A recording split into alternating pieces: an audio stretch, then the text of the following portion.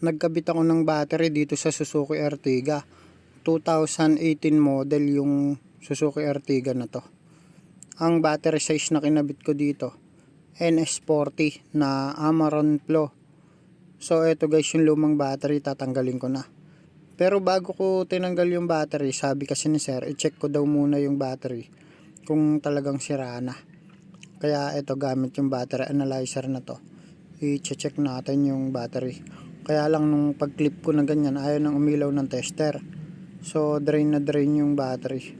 Kaya nag-decide na si sir na palitan na ng bago. Kasi guys, 6 years na yung stock battery na to. Ito pa yung galing kasa. Kaya sulit na rin talaga. Yung sasakyan na to, madalang lang daw pong magamit. Kaya siguro tumagal ng 6 na taon yung battery. Sa pag-alis ng lumang battery, gamit lang kayo ng T-wrench na size 8. Ayan guys, tinatanggal ko na yung tornilyo, yung pinakalock ng battery, yung battery holder ba. Ayan. Mas madali kasing gamitin yung T-wrench na to compare sa ibang tools. Dito saglit mo lang matatanggal mo na kaagad yung lock. So ayan guys.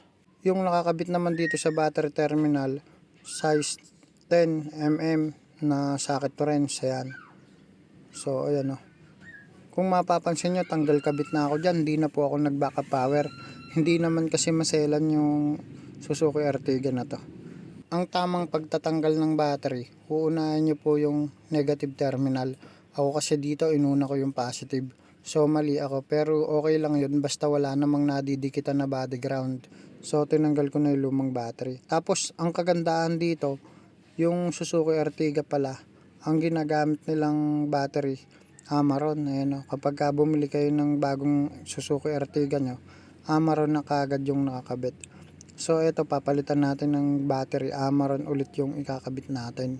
Dito po sa Suzuki Ertiga 2018 model, ang tamang sukat talaga sa kanya, NS40.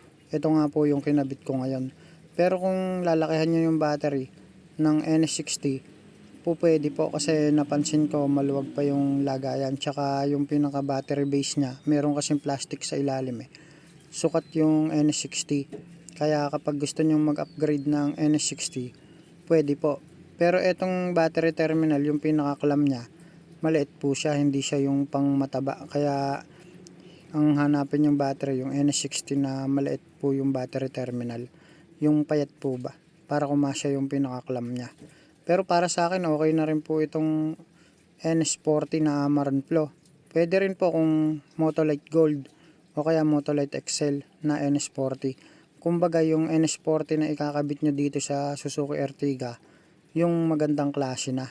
Ang mga alam kong magandang klase para dito sa Suzuki Ertiga, number 1 yung Motolite Excel, tapos yung Amaron Pro. Mas maganda kasi guys yung Amaron Pro. Tapos sunod nga ito, Amaron Flow. Tsaka yung Motolite Gold. Yan po yung magaganda. Ngayon kung naghahanap po kayo ng budget friendly na NS40, piliin nyo lang yung medyo mabigat na NS40. Kasi kapag mas mabigat yung battery, mas maganda yon, mas maraming plates sa loob. Based kasi sa observation ko, yung mga battery na pinagpalitan ng customer, kapag mas mabigat yon, mas tumatagal sa kanila. Kagaya halimbawa, nasanay na kasi akong tinatanong ko yung customer na, sir, ilang taon na inabot ng lumang battery nyo? Kagaya halimbawa, sinabi nila naka 5 years na. Tapos nung binuhat ko yung lumang battery, ang bigat. Talagang solid yung loob ka ako nito, makakapal siguro kakay plates. Kaya matibay talaga. So yun yung base sa experience ko. Meron namang iba, mga nakakabit sa mga truck ganyan, ang gaan. Tapos wala pang 1 taon nasira na daw. Pero kasi depende rin sa paggamit ng sasakyan, kaya mas tumatagal yung battery. Madalang lang pong gamitin.